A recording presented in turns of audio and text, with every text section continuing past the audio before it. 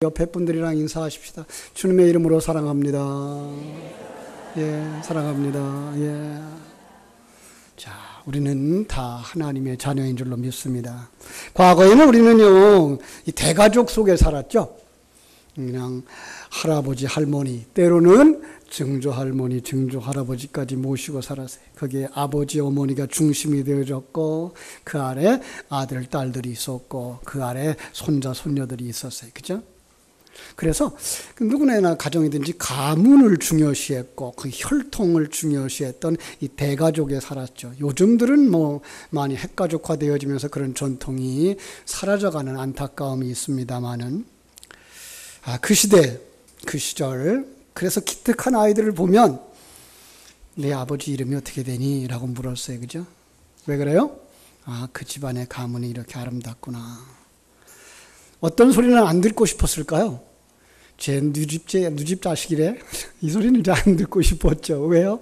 부모님 앞에 욕을 돌리는 거니까. 그죠? 우리는 이처럼 살아온 이런 하나님의 사람들인데, 특별히 지금 이 시대에는 더 큰 가족 속에 들어가 있다는 사실을 아시죠? 하나님을 아버지라고 모시고, 그죠? 그 속에서 함께 형제, 자매 되어진 한 가족들. 지난주일 말씀처럼 우리는 하나님의 자녀가 되었습니다. 아직도 우리 속에 죄가 있고 아직도 우리 속에 완전한 하나님의 뜻을 순종하지는 못한다고 할지라도 하나님은 우리를 향하여서 너는 내 아들이야 라고 선포하신다고 말씀을 하셨습니다. 과거에는요, 그 집에 아들이 태어났나 딸이 태어났나 언제쯤 알 수 있어요? 아기가 태어나야만 알 수 있었어요. 요즘은요? 요즘은 병원에서 알 수 있어요. 그죠? 잉태되어 지 몇 개월쯤 지나고 나면 병원에서 가르쳐줘요. 아들이라고, 딸이라고. 요즘 그래서 기분 좋은 가정이 하나 있는데, 우리 차장로님 가정에. 따님 결혼하시더니, 이제 결혼해서 이제 얼마 안 돼서 또 아기 잉태됐다 그랬고, 또 이제 아들을 가졌다 그래서 굉장히들 기뻐하고 있고, 그것 때문에 더 기분 좋은 분들은 시댁이죠. 시댁에 시어머니가 수술을 하셔야 되는 그런 큰 상황이었어요. 연세 많으신 집안인데 이제 아들을 통해서 이제 손자를 보게 됐다고 하는 소망 가운데 희망을 얻고 수술을 잘 마쳤다 그래요. 참 감사하고요.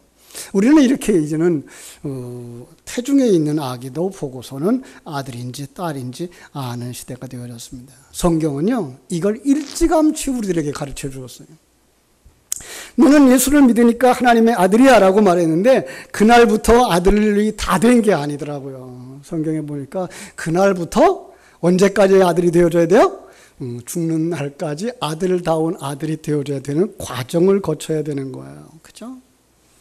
그래서 우리는 하나님의 자녀가 맞습니다만은 아직도 미완성. 그래서 우리가 형제들을 볼 때 그 사람의 지금 모습을 보고 실망할 것이 아니라 하나님이 작업 중이구나, 하나님이 일하시는 중이구나 라고 하는 것 기다리면서 하나님은 가장 아름다운 사람으로 당신을 만드실 겁니다 라는 기대를 가지고 살아갈 수 있고, 기대를 가지고 볼 수 있고, 그래서 인내할 수 있고, 그래서 양보할 수도 있는 이런 가족들이 되어진 줄로 믿습니다. 그 과정 속에서 우리가 해야 될 일이 있어요. 그게 뭔가 하면 옛사람을 벗어버리고 새 사람을 입는다고 성경이 기록되어져 있죠. 그걸 갖다가 저는 다르게 말하는데 뭔가 하면 세속적인 가치관과 세상적인 관점, 사상을 벗어버리고, 그죠? 그 사람이 하나님의 관점, 하나님의 가치관, 하나님의 사상을 가진 자로 완성되어지는 것, 이거예요. 여러분, 그 과정이 어려울까요? 쉬울까요? 어떤 사람은 굉장히 쉬워요. 근데 어떤 사람은 참 어렵다 그래요. 얼마나 어려운가 하면, 아니, 불가능한 것처럼 보인다 그래요.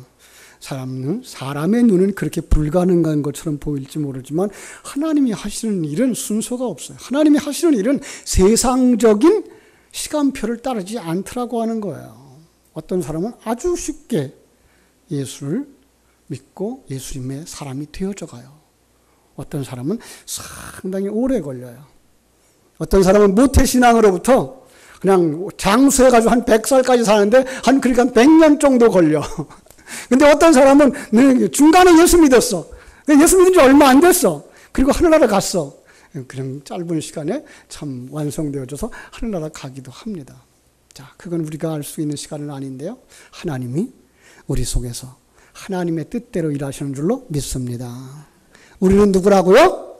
하나님의 자녀, 그렇죠? 하나님의 사랑입니다. 그러면 우리 옆에 분에게 다시 한번 인사합시다. 하나님의 자녀답게 삽시다. 이거 비난하는 소리로 하면 안 돼요. 그죠? 이제 우리 하나님의 자녀니까 하나님의 자녀답게 살자고 격려하는 차원에서 말씀을 나눠야 될 줄 압니다. 그죠? 자, 오늘 우리가 본문으로 읽고 싶었던 부분은 사실 9장 1절부터 22절이었는데 너무 길어서 1절부터 이 9절까지의 내용을 잘 아는 내용이라서 생략하고 10절부터 읽었어요. 여기 한 사람이 등장하고 있습니다. 이 사람이 정말 어떻게 하나님의 사람이 되어졌는지, 어떻게 하나님의 사람으로 살았는지를 보여주는 본문을 이렇게 저희들에게 주셨어요. 그래서 우리는 이 사람을 통해서 하나님의 사람은 이렇게 되는구나, 이렇게 자라나는구나, 이런 일을 하면서 사는구나. 그래서 말씀의 제목을 뭐라 그랬어요? 하나님의 사람으로 살기라는 말씀을 제목을 잡았어요. 여러분, 사울이 어떤 사람인지 잘 아시죠? 신앙생활을 오래 하신 분들은 잘 아실 거예요. 근데 신앙생활을 얼마 하지 않은 분들은 이게 사울이 누군지 몰라요. 구약에도 사울이 나오고 신약에도 사울이 나오니까 사울 그러면 이 사람을 얘기하는 거지 저 사람을 얘기하는 거지 잘 몰라. 신약에 나오는 사울은요, 유대인이었어요. 바리새인 중에 바리새인이었어요. 그런데 굉장히 못된 사람이었어요. 유대교만이 참된 종교라고 생각을 했고요. 유대교에서 섬기는 하나님만 유일하신 하나님이라고 주장을 했어요. 예수님도 인정을 하지 않았어요. 성령님도 인정을 하지 않았어요. 예수 믿는 사람들을 거짓말장이라고 생각해가지고 예수 믿는 사람들을 잡아다가 옥에다가 뒀어요. 거기다가 이 사울이라는 사람은요, 여기 초대교회 스데반 집사가 설교하고 있는데 그들을 향해서 잘못 가르친다고 돌멩이 던져서 그 사람 죽게 하는데 그 죽이는 자리에 증인을 했던 사람이에요. 정말 이 사람 같으면 변할 수 없는 사람처럼 여겨지는 아주 각박하기 이를 데 없는 사람이었어요. 그런데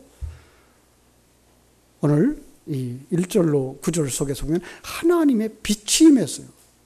다른 사람들은 보지 못하는 빛이 임한 거예요. 영적인 빛이에요. 이 바울은 그걸 본 거예요.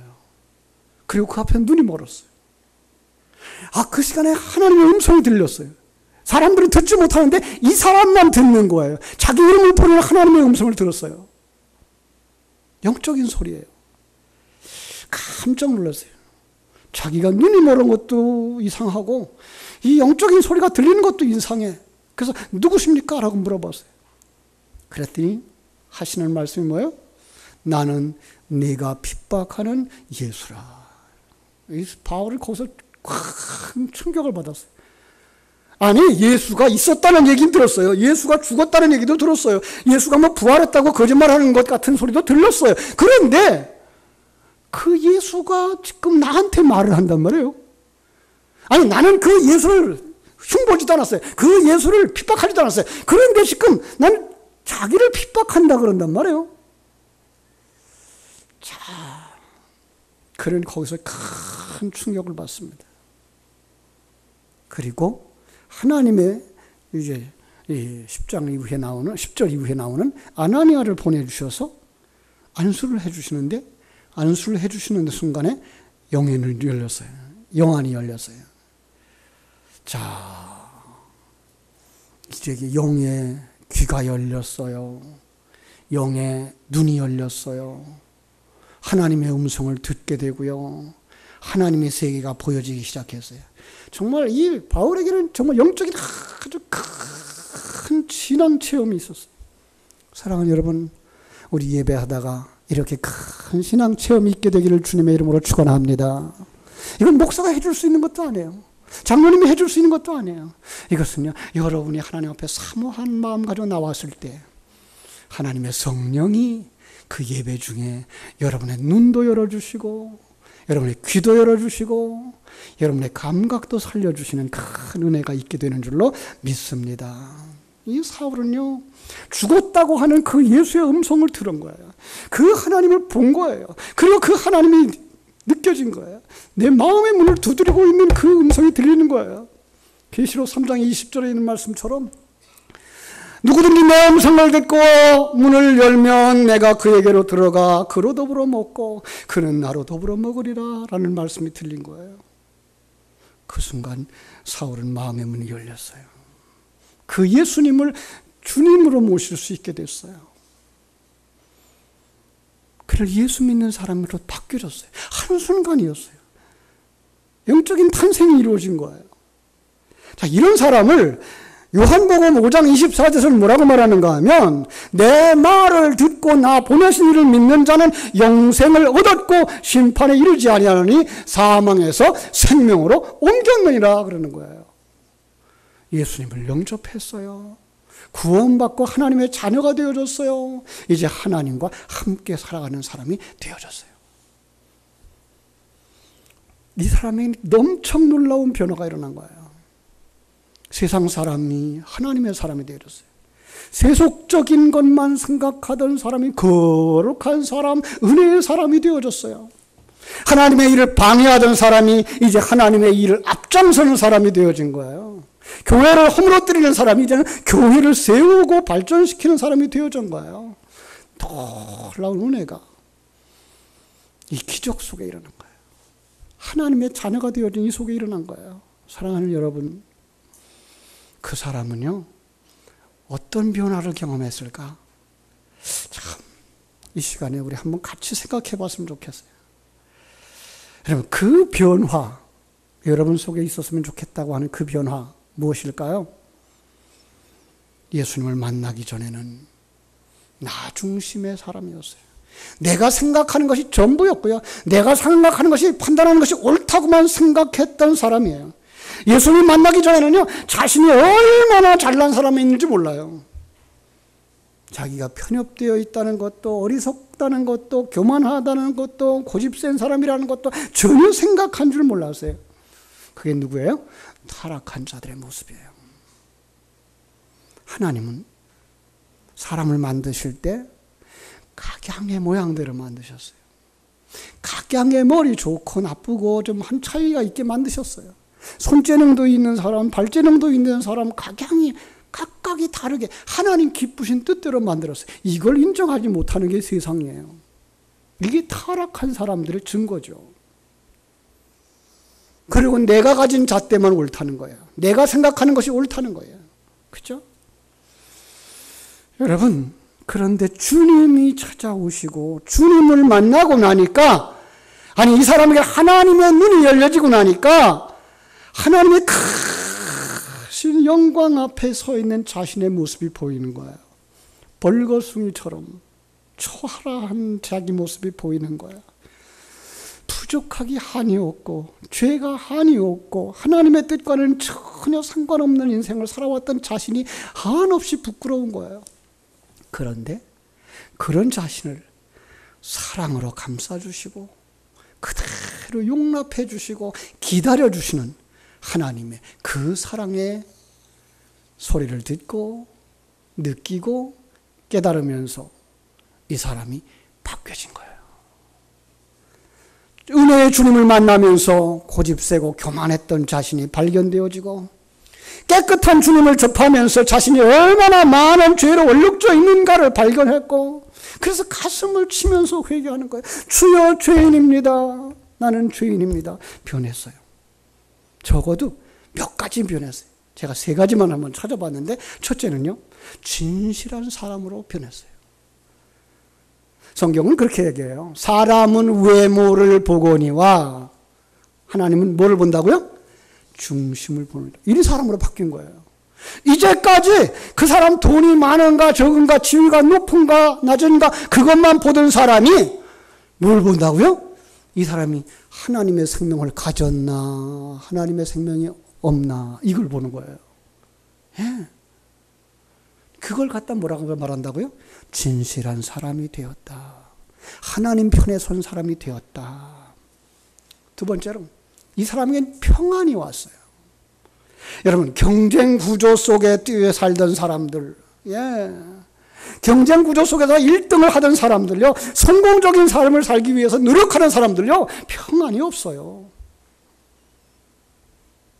이 세상이 지금 그렇지 않습니까? 다 자기만 잘났대요. 자기가 높은 자리에 올라가야 된대요. 그래서 남을 다 밟느라고 지금 자기가 지금 어디로 가고 있는지도 모르는 거예요. 그런데 그의 삶에 평안이 깃들기 시작했어요.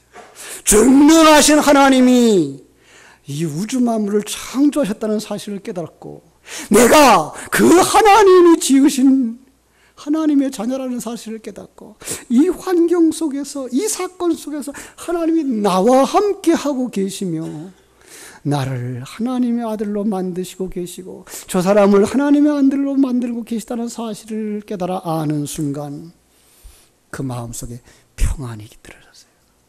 사랑하는 여러분, 경쟁하여서 우리 어디까지 경쟁할 것 같아요? 경쟁에서 조금 내려놓고 하나님이 주신 환경 속에서 하나님이 주신 능력을 가지고 하나님이 주신 그 평안함을 누리면서 살아갈 수 있게 되기를 주님의 이름으로 축복합니다. 바울이 변했어요. 그가 변한 것이 또 하나 있어요. 그게 뭔가 하면 사랑의 사람으로 변했어요. 주님을 영접하기 전에는요, 아주 각박한 사람. 옛날에 어른들이 그랬어요. 바늘로 찔러도 뭐가 안 나와?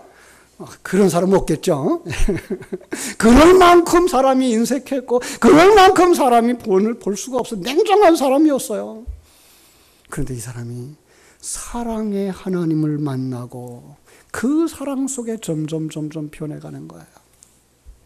예배하는 우리 모두가 이렇게 진실한 사람으로, 평안을 누리는 사람으로, 사랑의 사람으로 변화되기를 주님의 이름으로 축원합니다. 정말 성경 속에 보면은요, 그 놀라운 감격 속에 있었던 사람들의 특징이 뭔가 하면 눈물이라는 거예요. 정말 이사야가 그랬고 바울이 그러했고, 큰 은혜를 받은 사람들이 하나님을 만나는 순간, 하나님의 은혜를 체험하는 순간 눈물을 흘리는 거예요. 성도들도 그렇습니다. 예배를 드리다가 찬송을 부르면서 눈물을 흘립니다. 성경 말씀을 보면서 눈물을 흘립니다. 설교를 들으면서, 기도를 하면서 눈물을 흘립니다. 설교 말씀이, 주님의 음성이 성령의 감동이 되어져 자기 내면의 세계를 비추기 때문에 그렇습니다. 자신 속에 허물 보게 하고 위선된 모습 보게 하고 한없이 부족한 모습을 보게 합니다. 창피하기도 하고 부끄럽기도 하고 거기서 흐르는 눈물, 회개의 눈물입니다. 하나님의 사람 여러분, 그때 뭐 해야 될까요? 사랑의 주, 우리 주님을 바라볼 수 있게 되기를 주님의 이름으로 축원합니다. 괴로울 때 주님의 얼굴 보라, 평화의 주님 바라보아라. 세상에서 시달린 친구들아, 위로의 주님 바라보아라. 눈을 들어 주를 보라. 내 모든 염려 주께 맡겨라. 슬플 때에 주님의 얼굴 보라. 사랑의 주님 안식 주리라. 주님을 바라볼 때 변화의 역사가 일어나는데 진실한 사람으로 변하고 평안의 사람으로 변하고 사랑의 사람으로 변화되어지는 줄로 믿습니다. 변화되는 삶, 영적인 삶을 사는 그 사람에게 나타나는 열매가 또 하나 있습니다. 성령의 열매입니다. 예, 세상을 따라가던 이 사람이 이제 하나님을 따라가면서 세상에 의지하지 아니하고 하나님을 의지하면서 살아가면서 성령에 민감하게 반응하기 시작합니다. 여러분, 그 바울은요, 예수님을 만나기 전에요, 굉장한 목표 지향적인 사람이었어요. 그 당시 예수를 잡아가면 얼마나 벌 상금을 주어졌는지 모르지만 그저 예수 잡아가는 것이 그의 삶의 목표였어요. 그 목표를 이루기 위해서 열심을 품었고 신자를 잡아다가 가두거나 죽이는 것에 앞장섰어요. 그것이 옳은 일인지 그것이 그런 일인지 따져보지도 아니하고 열심을 품었어요. 그러다 보니까 하나님의 뜻에 어긋난 일을 계속했죠. 무고한 생명을 해쳤죠. 여러분, 이게 바울 한 사람의 실수일까요? 이 시대를 살아가는 사람들 가운데도요, 이 목표 지향적인 삶을 사는 사람들, 목표를 정해놓고 그 목표를 달성 위해 달려가는 사람들, 예, 성공할 수 있어요. 목표 달성할 수 있어요. 그러나 그것이 하나님 보시기에 패하는 자가 될 수 있다는 사실을 아십니까? 그 과정 속에서도 오류를 범할 수 있고 그 과정 속에서 강박관념에 빠질 수 있고 그저 언제까지나 그 무엇을 성취해야 되겠다는 그 생각, 이런 가치관을 가지고 살면 거기에 몰입되어서 하나님의 뜻과 상관없는 결과를 낳을 수 있다는 사실을 우리는 봐야 됩니다. 오늘날 대다수의 사람들이 이러고 살아갑니다. 이것이 사람이 사는 도리라고 생각을 합니다. 그래서 그들의 삶은 항상 경쟁 속에서 피곤하고 평안이 없습니다. 그 속에서 삶이 망가져 버립니다. 직장에서는 직장에서대로 피곤하고 집에 와서도 피곤하고 친구들을 만나도 피곤하고 휴가 가서도 피곤하대요. 그럼 뭐하러 간대요? 심지어 교회에 와서도 예배하면서 그 속에서 마음의 평안함을 누리지 못한대요.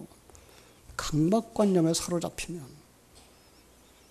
아니, 바울이 그랬어요. 그 목표 위주의 삶을 살았어요. 그런데 그가 예수님을 만나고 그 생명을 가지고 살아가면서 하나님의 은혜, 하나님의 생명을 가지고 살아가면서 변하기 시작하는데요. 그는 정말 큰 충격 앞에 섰어요. 이제까지 전부라고 생각했던 자기의 삶이 껍데기뿐인 거예요. 그럼 이제 이걸 내려놓으면 어떻게 살아야 되죠? 그때부터 그는 하나님의 인도하심, 성령의 인도하심을 받으면서 살아가는 거예요. 17절에 보면은 하나님의 사람 아나니아를 통해서 안수를 받는데 그때의 성령으로 충만케 된 거예요. 이제부터 성령 받으면서 살아가야 되겠구나. 성령으로 민감한 사람이 되어야 되겠구나. 그의 삶은 성령을 따라 사는 삶으로 변화된 거예요. 성령이 가라 하면 가고 멈추라면 멈추는 거예요. 그래서 그 성령의 충만함을 사모하고 성령에 민감하게 반응합니다. 그러면 그 사람에게는 어떤 열매가 맺힐까요? 성령의 열매가 맺히는 거예요. 성령의 열매는 갈라디아서 5장 22절은 그렇게 말하죠. 오직 성령의 열매는 사랑과 희락과 화평과 오래 참음과 자비와 양성과 충성, 온유와 절제니라. 그런데 이걸 하나로 묶으신 분이 있어요. 그것은 바로 인격의 열매다. 그렇습니다. 성령으로 충만한 사람은 그 성령에 의한 열매가 맺어지는데 그게 인격의 열매로 맺어지더라는 거예요. 우리 청년들은 금년 겨울에 제가 개강 예배 때 나눴던 말씀을 기억하는지 모르겠어요. 그때 큰 주제 하나를 드렸어요. 반듯한 태도가 복을 가져온다.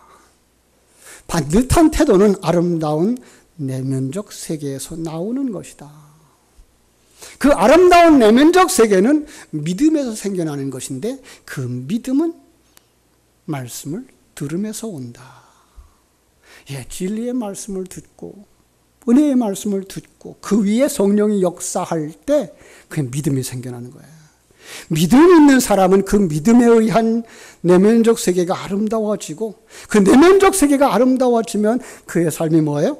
반듯한 태도. 이게 뭐예요? 인격적인 열매가 맺혀진다라고 말씀을 나눴어요. 자, 바울이 그 생명으로 자신의 생명을 삼자 그의 내면 세계가 아름답게 변했고 그 아름다운 내면 세계에서부터 반듯한 태도, 성령의 열매가 맺혀진 줄로 믿습니다. 성령님은 지금도 우리 속에서 역사하십니다. 믿습니까? 그럼 한번 따라합시다. 내 속에 성령님이 계신다. 성령의 인도를 따라 살아갑시다. 예, 성령의 음성을 듣는 사람들이 되어줘야 돼요. 아침에 일어나면 성령을 의지하고 기도하는 거예요. 오늘 계획이 이래요. 오늘 스케줄이 이래요. 하나님, 오늘도 성령의 인도하심 따라 이 계획을 가게 하여 주세요. 그러나 하나님이 원하시면 더 좋은 길로 인도하여 주세요. 우리의 만남을 통하여 그 속에 성령의 역사하심을 보게 하여 주세요. 어느 순간 어떤 사람과 만나는 그 시간에도 하나님이 나와 함께하고 있는 것을 믿고 하여 주세요. 성령과 친밀하게 살아가면 성령께서 반드시 모든 것을 합력하여 선을 이루게 해 주시는 줄로 믿습니다. 예, 성경은 그렇게 말하고 있어요. 하나님은 모든 것을 합력하여 선을 이루시는 분이라고. 우리 안에서 착한 일을 시작하신 그분이 반드시 이루신다고 말씀하고 있어요. 참, 그래서 그의 삶은 성령의 인도함을 받는 참으로 복된 사람이 된 줄로 믿습니다. 자, 세 번째로 이 사람은요 어떻게 변했는가 하면요, 자기를 위해서 살던 삶에서 주님을 위해서 사는 삶으로 바뀌어진 거예요. 예, 그는 그 삶이 성공적인 삶이라고 믿었고 그 삶이 승리자의 모습이라고 믿었어요. 여러분, 승리하면, 운동선수들에게 승리하면 뭐가 줍니까? 상급이 줘요. 메달이 주어져요. 과거에는요 육상선수들에게 뭘 줬죠? 면류관을 주었어요. 그래서 바울 사도는 자기의 삶 속에 하나님께서 면류관 주실 것을 바라보는 사람으로 바뀐 거예요. 오늘 본문을 제가 한번 다시 정리를 해드리면 1절로 9절은 바울의 변화되는 모습, 예, 그가 예수님 만나는 모습. 그 10절로 19절은요 성령 충만이 받는 모습, 아나니아의 안수로 말미암아서 성령 충만 받고 눈이 열려지는 모습. 20절로 22절에서는요 하나님을 위하여 살기 시작하는 모습이 기록되어져 있는 거예요. 자, 20절 한번 보겠습니다. 뭐라고 되어져 있죠? 20절 시작. 즉시로 회당에서 예수가 하나님의 아들을 전파하니, 예, 예수가 하나님의 아들인 걸 전파하는 즉각적인 변화예요. 이제는 주님을 위해 살기로 시작한 거예요. 자기의 목표, 자기 계획을 따라 살던 사람이 이제 예수님을 위하여 살기 시작하는 거예요. 그 삶의 목적은 오직 주님의 영광을 위한 것이었어요. 바울은 그 충격적인 변화 속에서 알게 되어졌어요. 주님의 사역이 무엇일까? 나를 찾아오신 그 예수님의 사역이 무엇인가 다시 한번 생각했어요. 인류를 구원하시기 위해서 이 땅에 오셨다는 예수님. 그가 우리를 구원하는 그 모습은 십자가를 지고 십자가에서 살을 찢고 피를 흘려서 죽으시는 모습이었다고. 그 엄청난 희생이 아니었으면 인류의 구원은 이루어질 수 없다는 사실을 알았어요. 그 아름다운 삶, 그 고귀한 삶, 그 정말 열매 맺는 희생의 삶을 바라보면서 바울은 그분을 존중하기 시작했죠. 그러면 사람들이요, 존경하는 사람은 따라가고 싶은 거예요. 예수님 따라 살고 싶었던 거예요. 어떤 사람은 이걸 갖다가 주님의 사랑에 보답하는 믿음으로 살았다 이렇게 말했는데, 저는 그것보다는요 그 사람에게 주어진 사명이 무엇인지 깨달아 알고 자기 사명을 잘 감당했는데 그 자기 사명이 곧 하나님의 영광을 위한 것이었다라고 말씀하고 싶은 거예요. 그렇습니다. 그는 주님이 가신 발자취를 따라 살았습니다. 주님이 보여주신 삶의 방식을 따라 살았습니다. 주님처럼 섬김을 받기보다 도리어 섬기려고 하는 사람을 살았습니다. 여러분의 삶의 목표는 무엇입니까? 세상 사람들은요, 이렇게 연세 드신 분들, 한 중년쯤 되어진 분들한테 얘기하면 건강을 유지하는 게가 목표래요. 돈 좀 버는 게 목표래요. 그런가 하면 행복한 게 목표래요. 예, 중요합니다. 건강 중요하고요. 돈도 중요하고요. 행복도 중요합니다. 근데 이건 언제까지만 가지고 있었다고요? 언제까지만 가지고 있을 수 있어요? 죽을 때까지밖에 못 가지고 있어요. 예. 나이 들고 병이 들어서 죽을 날이 가까워 오면 건강을 유지하고 싶어서 아무리 돈을 많이 써도 소용이 없어요. 돈을 아무리 많아도 돈 나이 먹으면요 쓸 데가 없어요. 행복은요 이제 꺼져가는 생명 앞에서는 빛을 잃습니다. 아무것도 남은 것이 없어요. 그의 마지막 남기고 가고 싶은 말, 헛살았나 봐. 여러분 그렇게 되지 않기를 주님의 이름으로 축원합니다. 어떤 할아버지 성도님 계셨어요.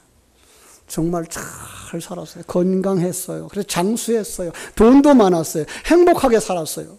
그런데 죽어가면서 자손들에게 이렇게 말하더래요. 얘들아, 참 허전하구나. 빈손으로 하나님께 가려니까 참 두렵구나. 왜 이렇게 허전하지? 이유가 뭘까요? 그분은 주님을 위해서 살지 못했더래요. 건강한 동안 전도 한 번 제대로 못했고요. 돈이 아까워서 하나님 앞에 제대로 헌금 한 번 못했고요. 자기의 행복만을 추구했지 하나님 기쁘시게 하려고 하는 일들을 하지 못했더라는 거예요. 이제 아무것도 해놓은 것 없이 하나님의 심판대 앞에 서려고 하니까 두렵고 허전하더라는 거래요. 그래서 하는 말, 헛되다. 모든 것이 헛되다. 여러분 그런데 여기 한 사람 바울은 어떻게 살았을까요? 디모데후서 4장에서 이렇게 말합니다. 나는 이 세상에 떠날 날이 다가온, 그죠? 내가 이 세상을 떠날 날이 가까웠도다. 나는 선한 싸움을 싸우고 나의 달려갈 길을 마치고 믿음을 지켜노라. 예수님을 영접한 순간부터 죽음이 오기까지 오직 믿음의 선한 길을 걸어왔다는 거예요. 전도하며 영혼을 사랑하며 교회를 세우며 교회를 섬기며 이 일을 위해 고난도 감수하고 목숨을 바치며 살아왔다는 거예요. 그래서 뭐라고 말하는가 하면요, 이제후로는 나를 위하여 의의 면류관이 예비되었으므로 주 곧 의로운 재판장이 그날에 내게 주실 것이며, 그는 뭘 바라보죠? 아름다운 주님의 상급을 바라보는 거예요. 아름다운 하나님의 위로를 바라보는 거예요. 그는 정말 하나님의 사람으로 하나님의 영광을 나타내는 삶을 살았던 것을 자랑스럽게 여기는 삶을 살았던 거예요. 그런데 그가 마지막에 뭐라고 말하는가 하면 내게만 아니라 주의 나타나심을 사모하는 모든 자에게 도니라. 사랑하는 여러분, 우리 하나님의 사람들이 살아가야 할 길은 바울처럼 하나님의 영광을 나타나는 데 있습니다. 하나님이 기뻐하시는 뜻을 이루는 데 있습니다. 이 목적에 붙들려서 하는 것, 그것이 바로 하나님의 사람이 살아가야 할 길인 줄로 믿습니다. 자, 다시 한번 마음에 정리합시다. 우리 하나님의 사람들은 어떻게 살아야 될까요? 변화되는 삶을 살아야 됩니다. 그 사람 변했어. 예수 믿더니 변했어. 예수 믿더니 정말로 진실해졌어. 또 하나, 하나님과 함께하는 삶 속에서 성령의 충만함을 사모하고, 그리고 십자가에 달리신 예수 그리스도 주만 바라보는 삶을 살아야 될 줄로 믿습니다. 마지막으로 우리는 정말 나를 위해서가 아니라 하나님을 위한 삶, 사명을 끝까지 감당하고 주님 앞에 설 때에 바울처럼 자랑스럽게 떳떳할 때 정말 찬송 부르면서 주님 앞에 올라갈 수 있는 여러분 되시기를 주의 이름으로 축복합니다. 기도하겠습니다. 아버지 우리 하나님, 크신 은혜와 사랑을